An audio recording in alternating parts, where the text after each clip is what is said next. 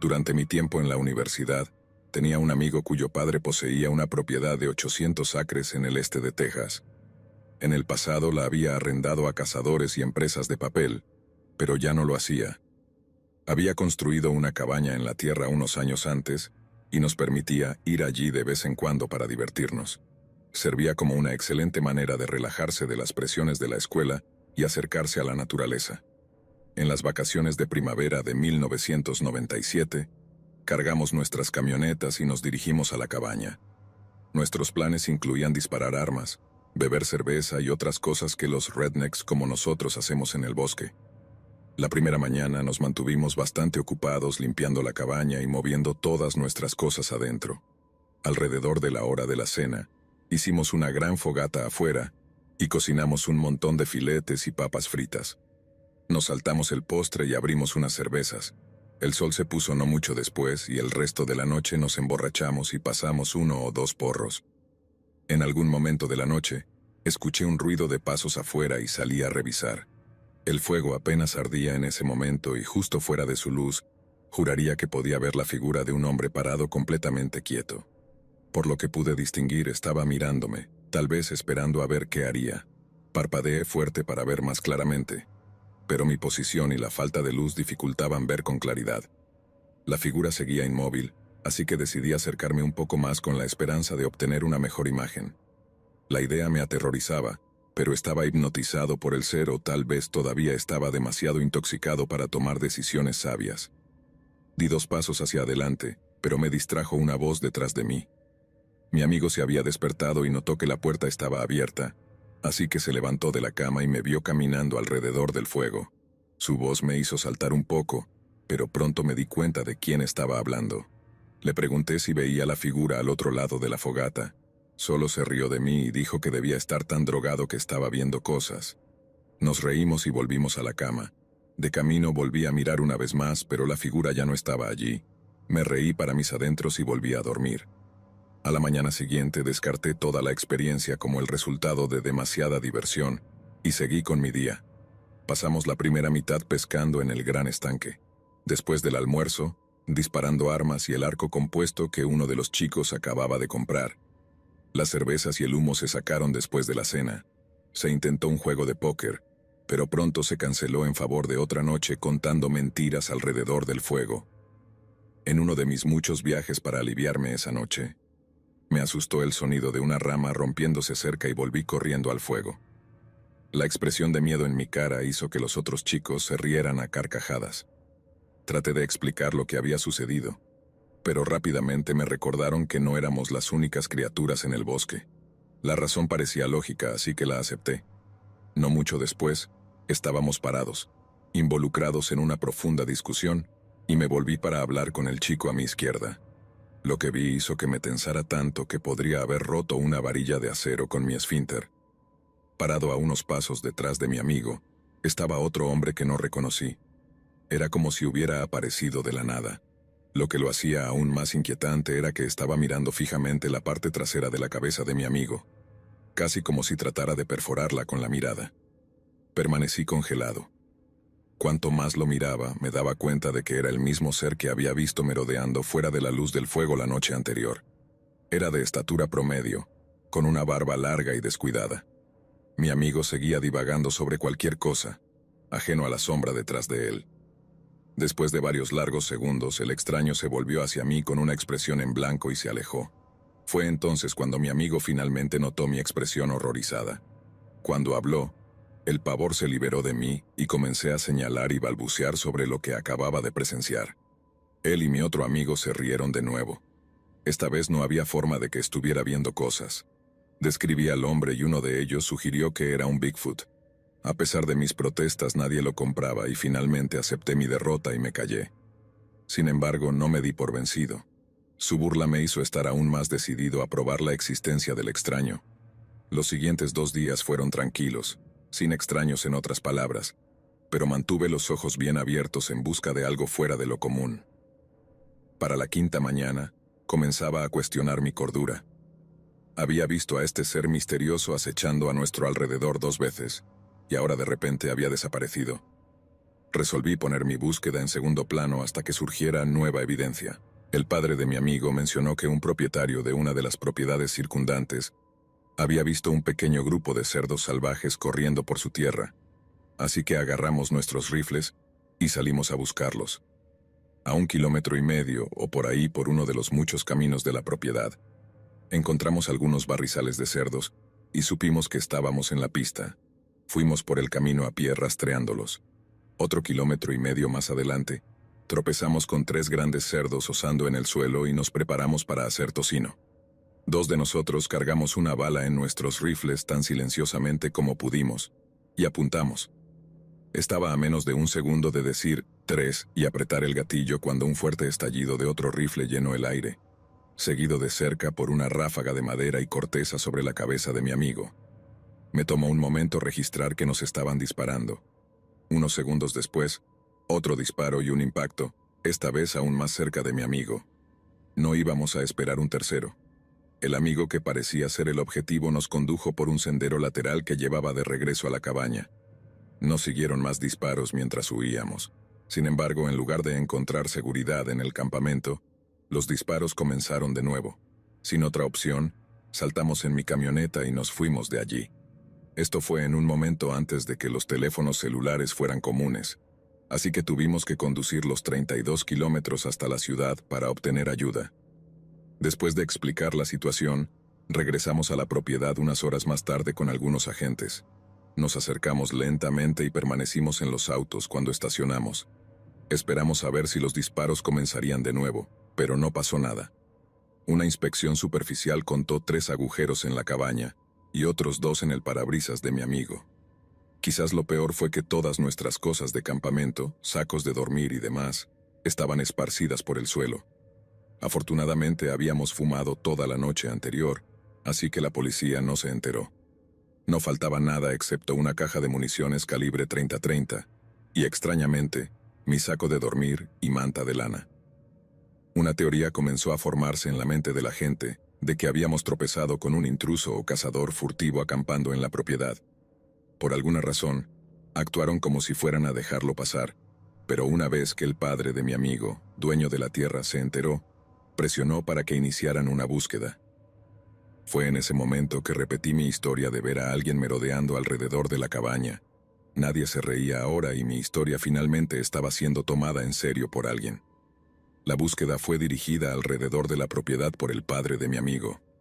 La escuela ya había comenzado nuevamente para cuando tuvo lugar. Continuó durante una semana completa, pero no se encontró nada más que unos cuantos campamentos viejos.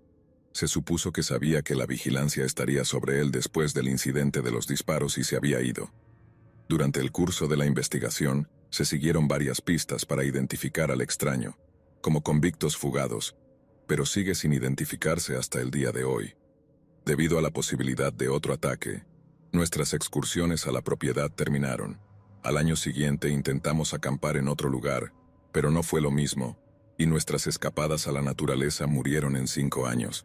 El padre de mi amigo tuvo un ataque al corazón y perdió interés en la cabaña. Los arrendamientos de las empresas de papel se renovaron y los árboles de la tierra se han utilizado para fabricar productos de papel y pulpa desde entonces. Cada vez que anoto una nota rápida, me recuerda a nuestros increíbles viajes y especialmente a la semana extraña y aterradora que los detuvo. 1 o 2 veces al año hablo por teléfono con mis viejos amigos de la universidad. Hasta donde ha oído ese extraño loco aún no ha sido capturado. A veces teorizamos sobre sus orígenes y dónde podría haber terminado. Sin embargo, a menudo llevo esto mucho más allá cuando estoy solo. Me pregunto por qué nuestro supuesto extraño parecía enfocar tanto de su ira en mi amigo, y quizás más preocupante, si todavía está ahí fuera, esperando su oportunidad para terminar lo que comenzó todos esos años atrás.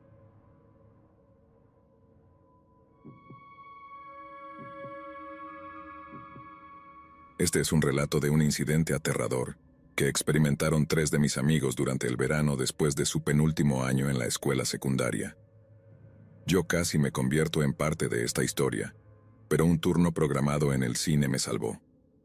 Llegaron a mi casa ese día temprano preguntándome si quería ir con ellos al bosque a explorar un área que aún no habíamos buscado, pero tenía que trabajar esa noche, así que tuve que declinar.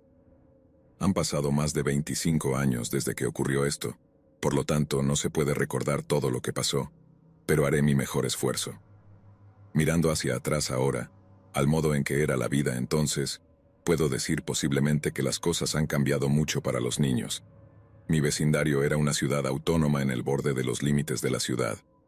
A finales de los 60, algún desarrollador idealista tuvo la loca idea de comprar cientos de acres de praderas y bosques en medio de la nada. Creó una pequeña expansión suburbana para el próximo auge de la manufactura y las personas necesitadas para llenar esos trabajos. Las fábricas llegaron, Johnson & Johnson, Folgers Coffee, lugares así, pero dentro de 30 años comenzarían a irse igual de rápido. Los hijos de estos trabajadores de fábricas se encontraron separados de sus compañeros y del resto de la ciudad, y sin nada mejor que hacer, se adentraron en los bosques que los rodeaban para explorar y descubrir la naturaleza, tal como sus ancestros distantes que habían asentado estas tierras cientos de años antes. Yo era uno de esos niños, y también lo eran mis 3 amigos, quienes harían el descubrimiento en uno de estos viajes al bosque sin mí. Se dirigieron a los campos opuestos a la nueva carretera. Estos se extendían por kilómetros en ese entonces y durante ese verano estaban en barbecho.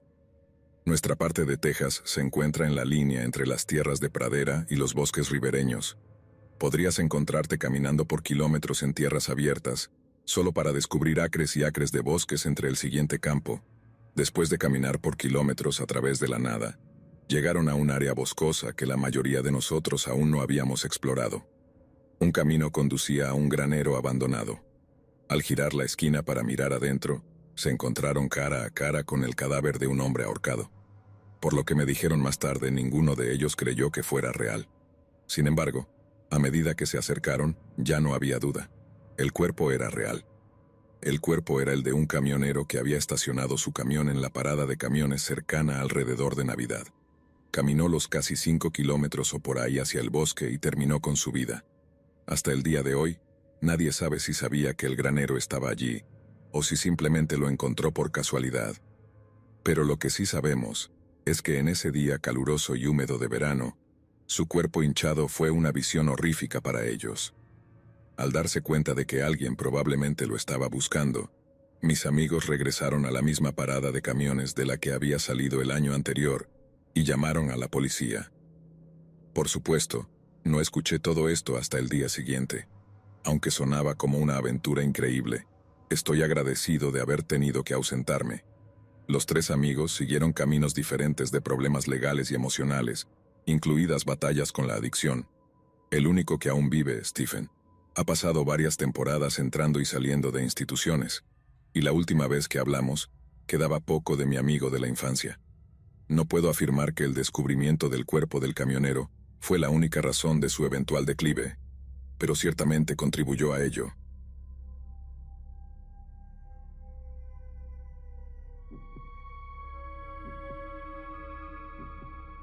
Durante los primeros años de la década de los 2000, cuando asistía a la escuela de Derecho, trabajaba por las noches entregando pizzas para una de las cadenas nacionales. Había hecho algo similar cuando era más joven y asistía a mi universidad comunitaria local. Cada vez que necesitaba dinero rápido, esa era la avenida que elegía.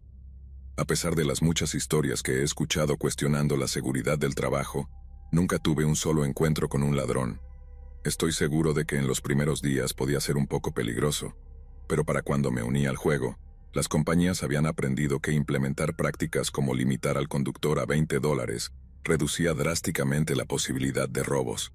Aunque nunca fui víctima de un robo, tuve 1 o 2 incidentes aterradores de los que podría escribir. El peor de estos me ocurrió en los años 2000. Conocía muy bien la ciudad en la que vivía en ese momento. Mudarse allí después de la universidad y entregar para varios lugares durante los últimos 5 años me había familiarizado con casi todos los rincones de la ciudad. Sin embargo, una noche me llamaron a una dirección que ni yo ni ninguno de los otros conductores sabíamos que existía. Cuando llegó el pedido, fui directamente al mapa para encontrar la dirección, pero no estaba allí, ni siquiera en el GPS de mi teléfono. No teníamos ninguna zona de no entrega en ese momento, así que tuve que llevarlo a pesar de mis dudas. Teóricamente, el lugar habría existido si el camino continuara 10 cuadras más, así que giré en dicha calle una cuadra antes de su final, y la seguí hacia el sur. Efectivamente, una carretera recién pavimentada comenzaba donde debería haber terminado la vieja. Durante lo que parecieron kilómetros, continué por esta nueva sección de la carretera. No había nada a ambos lados y no pasé otro coche en todo el tiempo. Cómo el Estado logró construirla sin que se filtrara un solo informe de su creación a los medios me dejó perplejo. En los 5 años que había estado conduciendo por toda la ciudad, no sabía que esta parte existía. Por un lado, estaba muy emocionado al ver todo esto, como un explorador victoriano trazando las fuentes del Nilo, pero al mismo tiempo, una carretera desierta que aparecía de la nada me dio un escalofrío en la columna vertebral. Debieron pasar unos buenos 10 minutos antes de que la casa en cuestión apareciera a lo lejos. No podía entender por qué alguien construiría una casa aquí en medio de la nada, sin forma de llegar a ella. Cuando me acerqué, pude ver que la casa tenía al menos 50 años o más, y probablemente no había sido reparada desde entonces. No había coches alrededor, y por un momento pensé que la casa estaba abandonada, pero pude ver la puerta principal abierta detrás de la vieja y destartalada puerta mosquitera. Todo parecía estar en orden, así que agarré la pizza y me dirigí a la puerta. Toqué la puerta mosquitera, pero no obtuve respuesta. Pude ver lo que parecía ser una joven caminando por la cocina. Cuando toqué por segunda vez, escuché una voz femenina decir que entrara. A pesar de mis reservas, entré solo un poco y esperé en el pequeño vestíbulo. Aprendí de otros conductores desde el principio a no entrar en una casa desconocida, pero hasta ese momento no había visto nada que me preocupara. Asumí que la mujer saldría pronto para pagarme. En su lugar escuché a un hombre susurrar: «Llámalo a la cocina». Cuando escuché eso, huí de ese lugar lo más rápido que pude. Estaba tan asustado que volví al restaurante en la mitad del tiempo que me tomó llegar a la casa. Después de contarle a mi jefe lo que acababa de ocurrir, llamó a la policía. Toda la emoción me tenía alterado, así que mi jefe me envió a casa por el día. Mi teléfono sonó unas horas después. Era la policía. Llamaron para informarme lo que habían encontrado. Quienquiera que estuviera allí se había ido. A pesar de que el lugar probablemente había estado abandonado por un tiempo, encontraron evidencia de que la gente había estado allí recientemente. Esto era algo que mi jefe ya les había dicho. Sin embargo, arrojaron luz sobre el origen de la carretera y por qué la casa era el único edificio en una zona desierta. El Estado había estado tratando de comprar la tierra en la que se encontraban la nueva sección de carretera y la casa durante 20 años, pero el propietario no quería vender. Incluso intentaron usar dominio eminente para conseguirla, pero un juez lo bloqueó. Alrededor de 2 años antes, el propietario falleció y sus hijos finalmente vendieron la tierra al Estado. Estaban tan felices de conseguir la tierra después de tanto tiempo, que la construcción de la carretera comenzó de inmediato. Técnicamente aún no había sido formalmente inaugurada, pero los locales ya habían comenzado a usarla de todos modos. Esto era bueno saberlo, pero todavía me preguntaba cómo sabían las 2 personas sobre la casa vacía en medio de la nada. Esto era algo que el oficial no sabía. Solo podíamos suponer que pasaron por allí y decidieron que sería tan buen lugar como cualquier otro para emboscar a un repartidor. Incluso $20 es un buen botín si estás lo suficientemente desesperado, dijo. Por experiencia personal, la gente ha matado por mucho menos. El oficial me dejó con una buena noticia. Sin embargo, el condado había programado la demolición de la vieja casa para la próxima semana, así que ningún otro pobre repartidor sería llevado allí para ser robado o algo peor. 2 días después, estaba conduciendo por la nueva carretera, que ahora estaba usando como atajo a través de la ciudad, y presencié la destrucción de la casa. Un peso se levantó de mis hombros justo ante mis ojos. Nunca más entraría en la casa de un cliente, o incluso entregaría en un área en la que no estuviera bien versado. Tal vez en el futuro comparta mi otra historia. Aunque no fue tan angustiosa, aún fue bastante aterradora.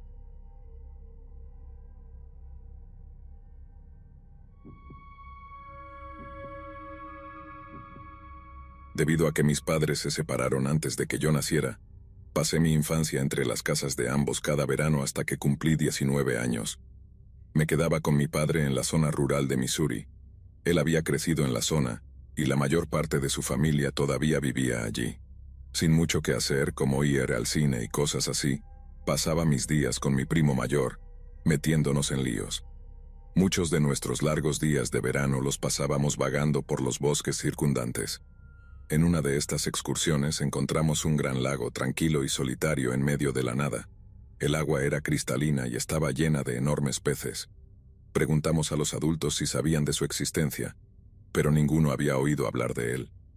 Probablemente esa era la razón por la que tenía tantos peces grandes.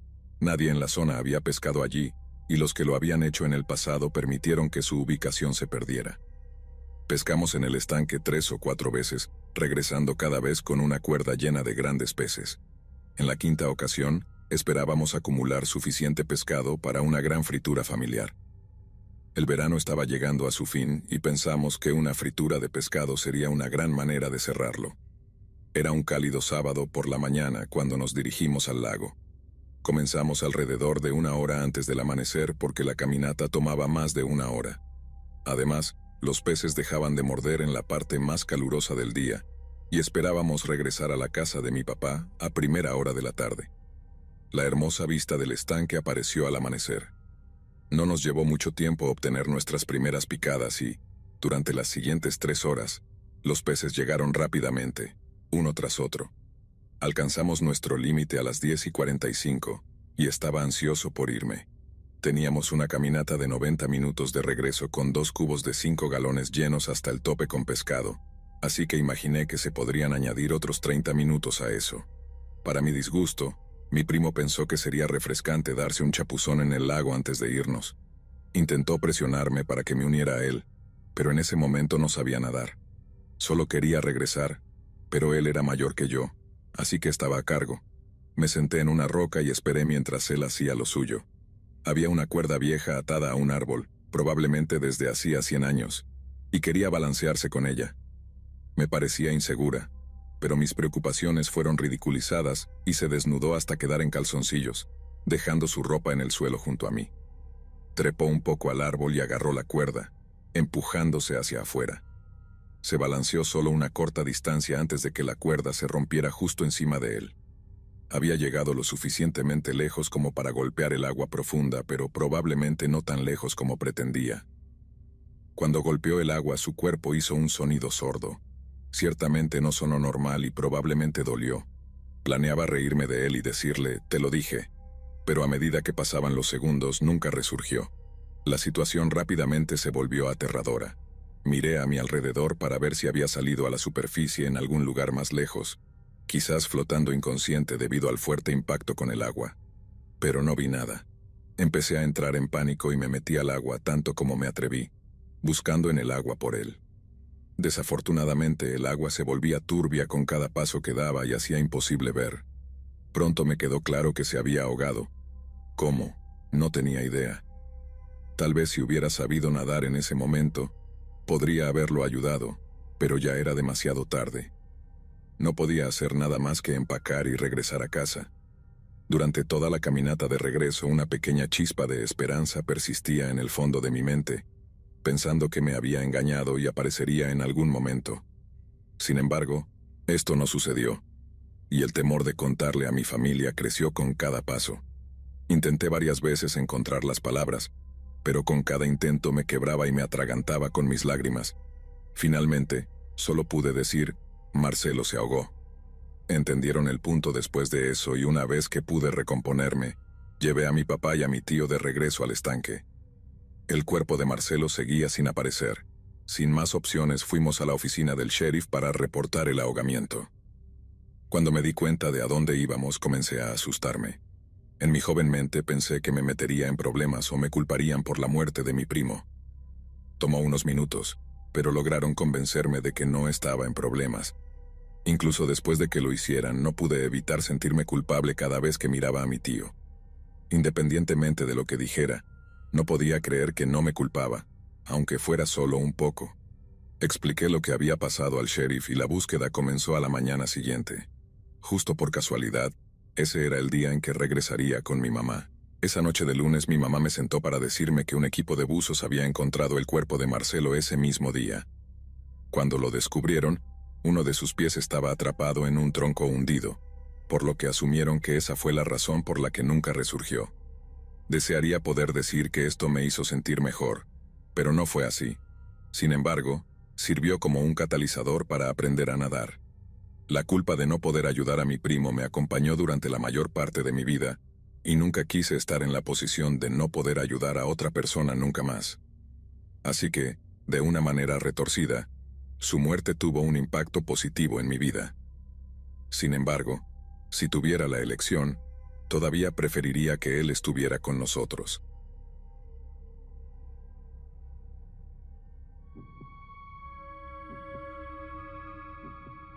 Aunque lo que estoy a punto de contarles puede sonar como una de esas películas de terror comunes y corrientes, juro por la validez de lo que vi. Todo comenzó en un caluroso día de julio del año pasado.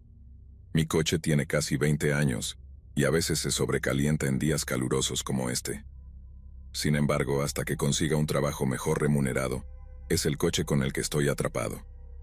Ese día, estaba conduciendo por caminos rurales buscando una familia de criadores de perros que un amigo me había mencionado. Llevaba varias horas buscando el lugar y se estaba acercando la parte más calurosa del día.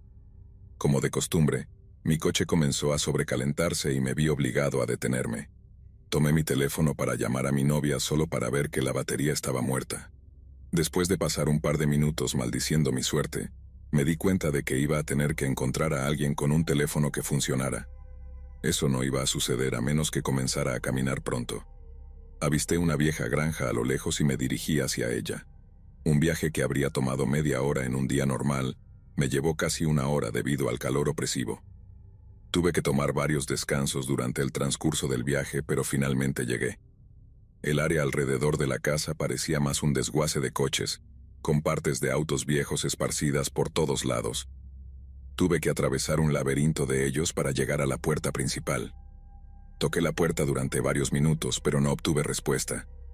Pensando que el propietario podría tener problemas de audición, caminé alrededor y miré por las ventanas, con la esperanza de ver a alguien dentro. Al lado de la casa vi un teléfono colgando en la pared, justo dentro de la cocina. Ahora que sabía que había un teléfono, me emocioné y comencé a llamar a alguien. Incluso después de caminar por toda la casa no obtuve respuesta. Estaba a punto de rendirme hasta que vi a una mujer acostada en una cama.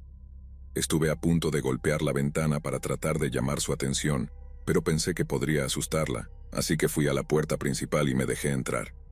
Ahora, en retrospectiva, eso fue igual de aterrador. Antes de entrar, sin embargo, tomé un pedazo de papel de un cuaderno que llevaba conmigo y escribí una nota explicando lo que estaba haciendo allí. Incluso entonces llamé varias veces mientras me acercaba al dormitorio, pero aún no obtuve respuesta. Cuanto más me acercaba a la mujer, más me inquietaba su apariencia. Estaba acostada de espaldas y mirando fijamente al techo. Inicialmente creí que estaba viendo la televisión encendida en la habitación con ella, pero sus ojos estaban completamente inmóviles. A pesar de esto, me acerqué más y una vez que estuve a unos pasos, le entregué la nota. Cuando la nota tocó su mano no reaccionó. Esto me llevó a acercarme más, y fue entonces cuando me di cuenta de que algo andaba muy mal. Su rostro tenía un aspecto muy seco, casi momificado. Su cabello era de un negro vibrante, un color que no se ve a menudo en mujeres mayores. A estas alturas, debería haber notado mi presencia, pero sus ojos seguían fijos. Esto me hizo inclinarme aún más cerca y mirar sus ojos. En lugar de estar ligeramente inyectados en sangre y húmedos como los de la mayoría de las personas, tenían una apariencia brillante y vidriosa, como si fueran falsos. A pesar de esto, hasta que la toqué, no supe con certeza que estaba muerta. Pensé que tal vez era un maniquí en lugar de un ser humano, así que me incliné para tocar su mano desnuda. La textura de su piel era seca pero fría como una piedra al tacto. La rareza de esto estaba comenzando a asimilarse cuando un fuerte crujido sonó detrás de mí. Sin pensarlo dos veces, salí corriendo de allí y corrí de vuelta por el camino en dirección a mi coche. A 800 metros me encontré con un hombre mayor en una camioneta y, afortunadamente, accedió a llevarme de regreso a la ciudad. No le dije nada sobre mi experiencia, y cada vez que intentaba hacer una pequeña charla, decía lo menos posible por si acaso estaba involucrado en lo que había sucedido con esa mujer. Me dejó usar su teléfono para llamar a mi novia y ella accedió a encontrarse con nosotros en una gasolinera en las afueras de la ciudad. Cuando me dejó allí, le di las gracias y siguió su camino. Una vez que estuve a salvo dentro del coche de mi novia, Le pedí prestado su teléfono para llamar a la policía. Ni siquiera le había contado a ella sobre lo sucedido, así que la expresión de sorpresa en su rostro mientras describía lo que vi me mostró cómo debía de haber sido mi expresión en el momento del descubrimiento.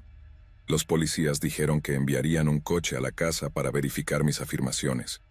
Llamé a una grúa para recoger mi coche.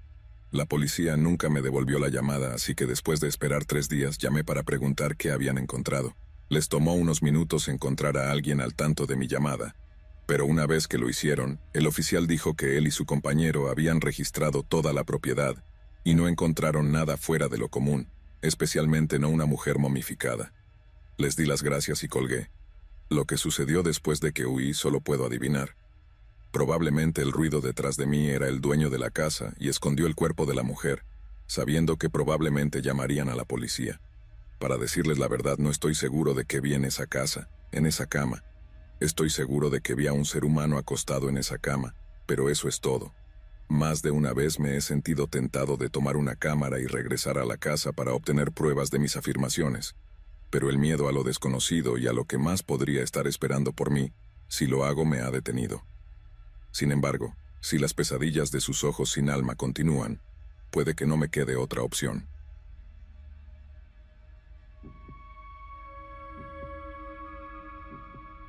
Fui contratado para hacer una sesión de fotos para un catálogo de una compañía nacional. La sesión estaba programada para agosto de 2014, en la zona rural de Montana. Cuando llegó el momento, volé hasta allí y me llevaron a un acogedor albergue en las montañas, que era la base de la sesión. Me presentaron a la mujer que dirigía la sesión desde el lado de la compañía. Habíamos trabajado juntos 1 o 2 veces en el pasado, y estaba feliz de trabajar con ella nuevamente. Pronto se nos unió su asistente. Los 3 hablamos por un corto tiempo antes de que me mostraran mis alojamientos. Llegué tarde ese día, así que después de comer una pequeña cena me fui a dormir. A la mañana siguiente, todos los involucrados en la sesión, tal vez unas 12 personas en total, nos reunimos en un gran salón para desayunar. Al terminar nuestra comida, yo, la mujer que dirigía la sesión y su asistente subimos a un jeep y nos fuimos en busca de ubicaciones para fotografiar. Los modelos y un par de otras personas, no recuerdo quiénes, nos siguieron en otro vehículo. Después de más de 1 hora de conducción, vi un hermoso afloramiento rocoso y montamos todo el equipo. La iluminación ese día era fantástica, así que se necesitó muy poco trabajo extra para conseguir las tomas que buscaba. Unas pocas horas después, terminé con esa ubicación y ya era hora de almorzar. El jeep con los modelos regresó al albergue.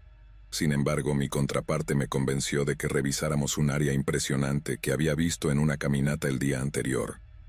Dijo que había llegado temprano en la mañana y decidió dar un paseo antes de que aterrizara mi avión.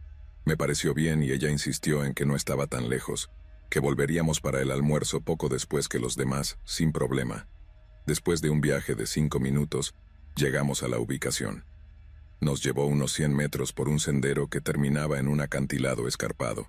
Sin duda era un lugar hermoso, pero podía ver que sin la luz adecuada, las fotos no le harían justicia. Mencioné esto y ella se acercó más al borde para obtener una mejor vista. Se acercó mucho más de lo que hubiera recomendado. Sin embargo, supongo que estaba más ocupada con su trabajo que con su seguridad.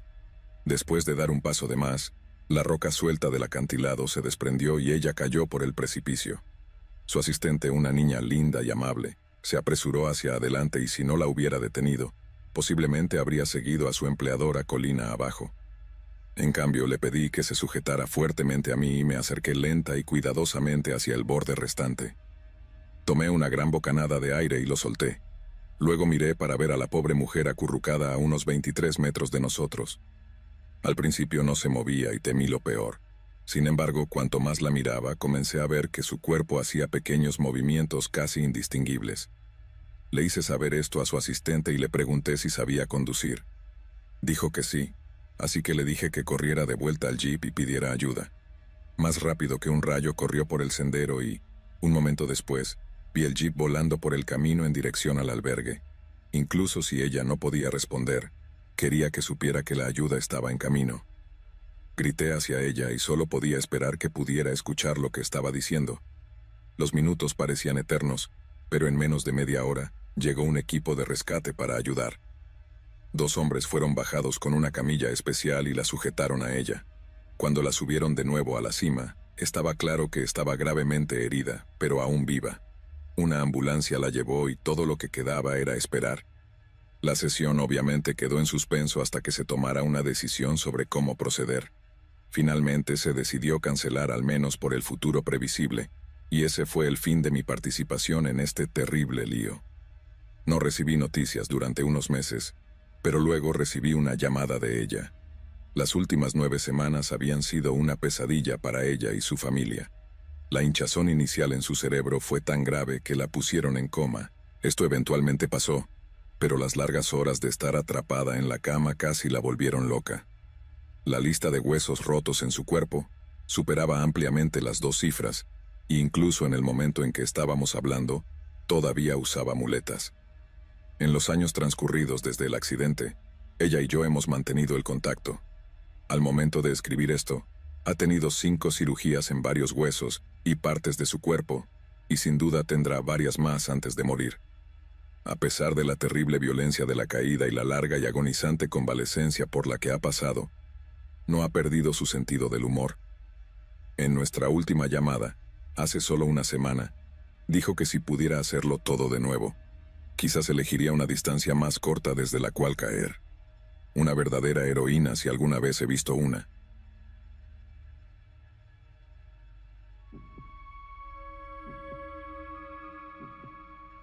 Puede que esto haya sucedido a principios de la década de los 2000. Mi esposo pasaba la mayor parte del tiempo en la carretera, trabajando para una de las principales compañías de seguros. Como resultado de esto, yo y nuestras hijas pequeñas pasábamos la mayoría de nuestros días solas. Unos años antes habíamos comprado una nueva casa en un terreno algo aislado, y el viaje entre la ciudad y la casa a menudo podía ser aterrador, especialmente en tiempos de lluvia intensa. La mayor parte de los últimos 5 kilómetros de la carretera que conducía a la casa no eran más que grava suelta y no era muy ancha para el caso. Mi hija y yo nos encontramos atascadas en esta sección de la carretera en una noche realmente mala. Hice todo lo posible para mantener nuestro viejo Subaru en la carretera, pero la lluvia hacía que la visibilidad fuera casi imposible. No pasó mucho tiempo hasta que malinterpreté una curva y terminé en la zanja. Afortunadamente, mi esposo había tenido la previsión de inscribirnos en uno de esos programas de asistencia en carretera. Los contacté y me dijeron que el clima los tenía ocupados, pero que llegarían a nosotros lo antes posible. No sabiendo cuánto tiempo estaríamos atrapadas allí, hice que mi hija estuviera lo más cómoda posible y esperamos. La lluvia se detuvo poco después y ahora podía ver cuán lejos estábamos de casa. Supuse que estábamos a unos 2,5 kilómetros de la casa, y consideré caminar hasta recordar que no había nadie en casa para recuperar el coche más tarde. La ayuda estaba en camino, así que podía esperar. A los 10 minutos del accidente, pude ver los faros de un camión acercándose y comencé a emocionarme. Sin embargo, no resultó ser un camión de remolque. En su lugar era un hombre mayor conduciendo una camioneta oxidada. Cuando vio el coche, redujo la velocidad y miró dentro mientras pasaba. Pensé que iba a ofrecer sacarnos de allí, pero continuó por la carretera. No pensé nada de ello en ese momento, pero 5 minutos más tarde, la camioneta oxidada se acercó a nosotros desde la otra dirección a una velocidad muy lenta. Me miró una vez más mientras pasaba. Incluso hizo contacto visual conmigo brevemente, pero no se detuvo. Las cosas empezaron a parecer extrañas, pero pensé que tal vez estaba perdido y estaba dando la vuelta para regresar a la carretera principal. No estaba obligado a ayudarnos. Quizás pensó que estaba estacionada en lugar de estar atascada. Probablemente no era de la zona, y solo intentaba llegar a casa como yo. Las cosas no empezaron a dar miedo hasta que noté la misma camioneta viniendo hacia nosotros por tercera vez. Ya se había oscurecido por completo a estas alturas y, como la mayoría de las mujeres, ahora me sentía mucho menos segura una vez que el sol se había puesto. La situación hacía que las cosas fueran aún más sospechosas.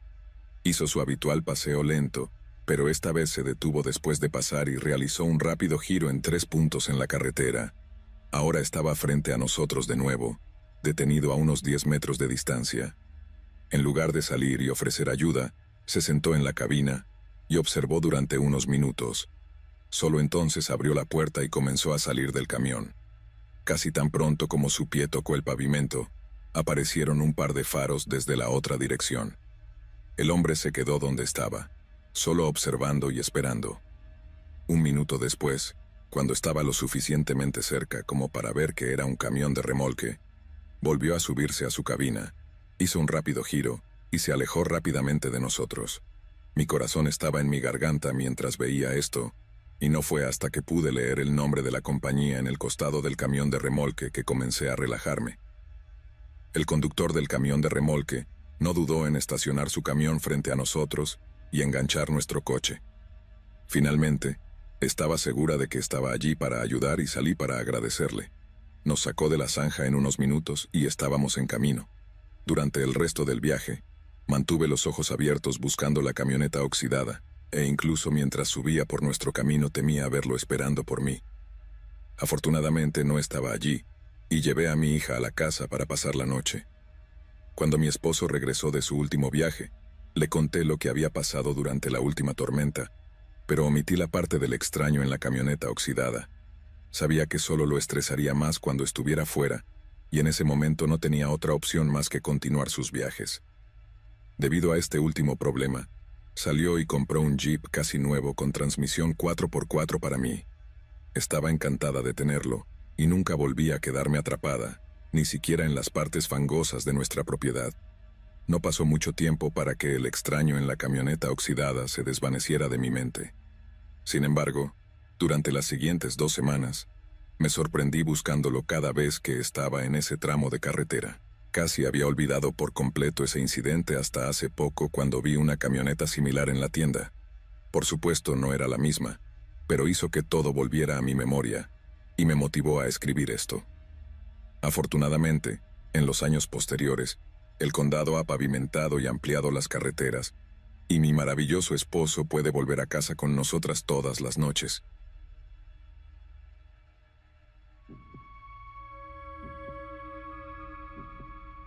Crecí en una gran ciudad. Mis padres y yo vivíamos en un apartamento de 2 habitaciones, y yo era hijo único. Algunos pueden pensar que eso sería solitario, pero no lo era. Estábamos justo en el centro de la ciudad, y eso significa que siempre había gente alrededor y muchos otros niños de mi edad. Mi mejor amigo era Alex, y él vivía en un edificio diferente, pero no muy lejos. A Alex no le gustaba la ciudad, y a menudo hablaba de mudarse a algún lugar donde pudiera tener más espacio y experimentar la naturaleza. Fuimos mejores amigos hasta el final de la escuela secundaria, cuando yo me mudé para ir a la universidad, y Alex se fue a recorrer el mundo con una mochila. Él era muy libre de espíritu, y yo era más pragmático, lo que explica nuestras diferentes elecciones después de graduarnos. Sin embargo, mantuvimos el contacto a lo largo de los años, aunque no nos habíamos visto ni una sola vez desde que estaba en la secundaria. Después de graduarme de la universidad, descubrí que Alex se había mudado a un pequeño pueblo a unas pocas horas de donde yo vivía. No pasó mucho tiempo antes de que planeara visitarlo. Conduje hasta allí para pasar un fin de semana en verano, cuando mi trabajo estaba lento. Tomé el jueves y el viernes libres esa semana, y planeé ir el jueves por la tarde. Cuando llegué al pueblo, me sorprendió lo remoto que era. El lugar estaba en medio de la nada. Era un pueblo pintoresco rodeado de bosques y lagos. Realmente era hermoso, pero aparte de un bar decente, no había mucho allí. La población era de solo un par de miles. Las casas eran lindas y estaban esparcidas por varias calles serpenteantes que convergían en un pintoresco centro del pueblo. Conduje lentamente por el área principal y luego me detuve para revisar mi teléfono en busca de direcciones a la casa de Alex. Llegué y llamé a la puerta. Cuando escuché pasos acercándose a la puerta, me puse un poco nervioso. No había visto a mi amigo en tantos años, y si había cambiado y ya no nos llevábamos bien. Eso sería difícil de manejar. La puerta se abrió de golpe, y Alex estaba allí frente a mí. Aparte de una barba desaliñada y un bronceado, se veía tal como lo recordaba. Una vez que comenzamos a hablar, fue como si nunca nos hubiéramos separado. Él era el mismo viejo Alex que recordaba. Decidimos ir a cenar y tomar algo en el bar del pueblo. Cuando llegamos, tomamos asiento en una de las cabinas. Para ser un pueblo tan pequeño, el lugar estaba realmente ocupado. No fue un problema conseguir una mesa ni nada, pero diría que había al menos 30 o 40 personas allí un jueves. Tan pronto como nos sentamos, noté a un tipo en la mesa frente a nosotros. Era mayor que Alex y yo, probablemente de unos 40 y tantos años. Llevaba una gorra de béisbol descolorida y una camiseta gris. Parecía grande, pero no podía decir cuán alto era porque estaba sentado. Lo noté porque era muy ruidoso y desagradable. Comenté sobre esto a Alex y me dijo que el nombre del tipo era Ramón y que tenía muy mala reputación en el pueblo. Cuando la camarera fue a la mesa de Ramón, él fue muy grosero con ella e incluso la insultó por ser demasiado lenta. Miré a Alex con una expresión de preocupación. «Solo ignóralo y no le hables», dijo. Asentí, pero estaba realmente perturbado por lo que estaba viendo. La rudeza hacia los camareros es una de mis pet peeves porque mi madre era camarera. Sé lo duro que trabajan y es molesto ver la falta de respeto. Pedimos nuestra comida y de hecho tuvimos una noche realmente buena por un tiempo. Después de la cena, Alex y yo pedimos unas copas y recordamos el pasado. Ramón todavía estaba allí, sentado frente a nosotros y su comportamiento no mejoró. Podía ver que estaba borracho. Era difícil ignorarlo, pero estaba muy feliz de ponerme al día con mi amigo, así que no arruinó nuestra noche. Era tarde cuando dejamos el bar y regresamos a la casa de Alex. Había preparado una habitación de invitados para mí en la parte delantera de la casa. Había una ventana que daba a la calle, y había colgado una sábana sobre la ventana para que tuviera algo de privacidad, porque de lo contrario se podía ver todo desde la acera. El resplandor de las luces de la calle formaba un contorno alrededor de la ventana, retenido por la cortina improvisada. Me quedé despierto más tiempo de lo habitual mirando al techo. De repente un grito lejano resonó en la distancia. Venía de la dirección del bar. El ruido estaba bastante amortiguado por el vidrio de la ventana, así que no podía decir qué, si acaso, estaba diciendo la persona. Continuó durante varios segundos, tal vez un minuto, y luego se detuvo. Me quedé allí por un rato, pero luego mi curiosidad fue demasiado para ignorarla. Me levanté de la cama y me puse los zapatos en silencio. Luego salí furtivamente por la puerta principal. Tan pronto como doblé la esquina, pude ver a un grupo de 4 hombres parados cerca del callejón junto al bar. Había una farola cerca, así que todo estaba a la vista. Me escondí detrás de un árbol y seguí observando. Fue entonces cuando me di cuenta de quién había gritado. Uno de los hombres se hizo a un lado y cuando lo hizo, vi el cuerpo aparentemente sin vida de Ramón tirado en el suelo. Estaba gravemente golpeado y no se movía. Me retiré detrás del árbol sin querer ser visto por esos tipos. Después de unas respiraciones profundas, eché un vistazo más cauteloso. 2 de los hombres llevaron el cuerpo inerte de Ramón a un coche que estaba parado en la calle cercana y lo metieron en el maletero. Fue entonces cuando eché a correr. Entré corriendo a la casa y desperté a Alex. Le conté lo que había visto. Luego llamamos al 911 y le contamos a la policía lo que había pasado. Para mi sorpresa, no parecieron tomarlo en serio. El policía me dijo que no me preocupara y que lo investigarían. No enviaron a un oficial para tomar una declaración ni nada. Había presenciado una brutal paliza y posiblemente un asesinato y no iban a hacer nada. Por la mañana fuimos a la estación de policía y volví a contar mi historia. Luego me aseguraron que el caso estaba siendo investigado, pero los detalles eran confidenciales en ese momento. Esto también me pareció extraño porque yo era testigo en el caso. No había mucho que pudiéramos hacer en ese momento y estaba demasiado asustado para quedarme allí el fin de semana. Acorté el viaje y conduje a casa esa misma tarde. Había demasiadas señales de alerta allí. Ramón era una persona fácil de desagradar basándome en lo que había visto, pero no merecía lo que le pasó. Solo espero que la policía estuviera diciendo la verdad cuando dijeron que estaban investigando lo que sucedió esa noche.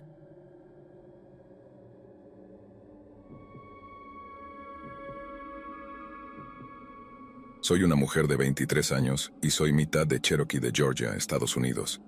En el momento de esta historia, mi prometido y yo vivíamos en una gran granja en Maryland. No usábamos la granja, solo estábamos alquilando una pequeña casa en la propiedad y éramos libres de venir y ir por los terrenos. Tenía solo 19 años en ese momento, y los únicos residentes de nuestra casa éramos yo, mi prometido, nuestro gato y nuestro perro. Nuestro gato era un gato loco de granero que habíamos rescatado porque no puedo decir no a los animales que necesitan ayuda. Nuestro perro era un leal pitbull, dulce, cariñoso y miedoso. Pesaba alrededor de 34 kilos y tenía miedo de su propia sombra. Nuestra granja estaba situada en unos 20 acres de tierra. y nuestro camino de entrada tenía aproximadamente 800 metros de largo. Normalmente, cuando llegaba a casa del trabajo, sacaba al perro a pasear. Mi prometido usualmente venía también.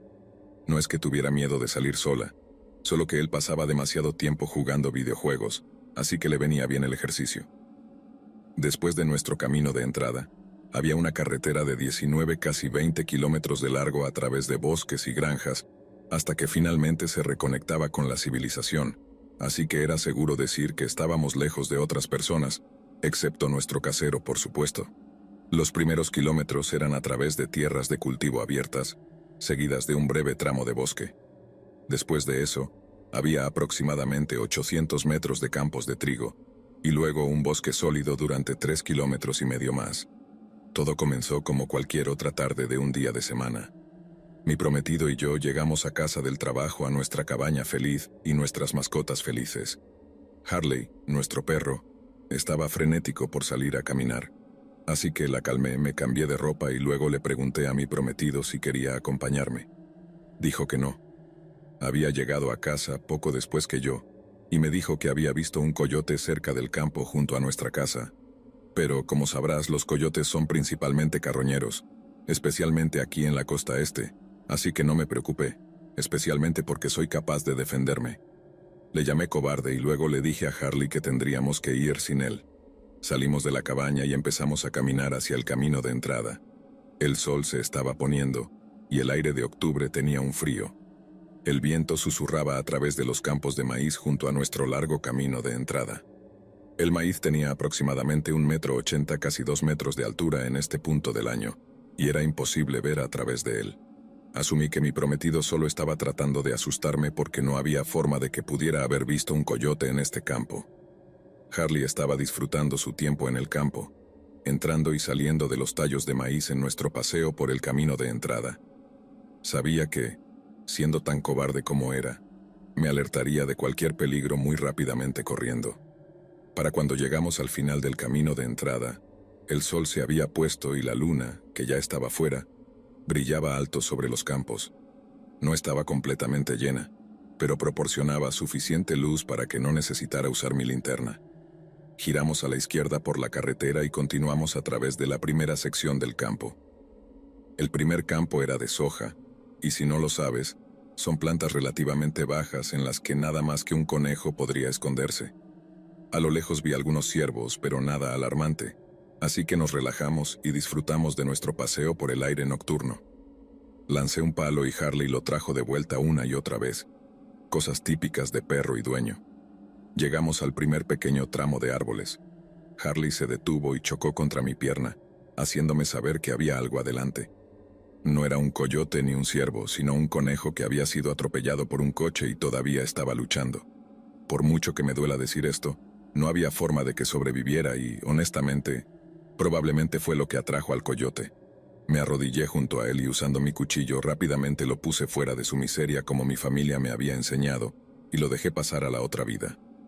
Me sentí triste, pero algo aliviada de que todo lo que encontramos fueron un puñado de ciervos y ese pobre conejo. Continuamos nuestro paseo y pasamos al siguiente campo.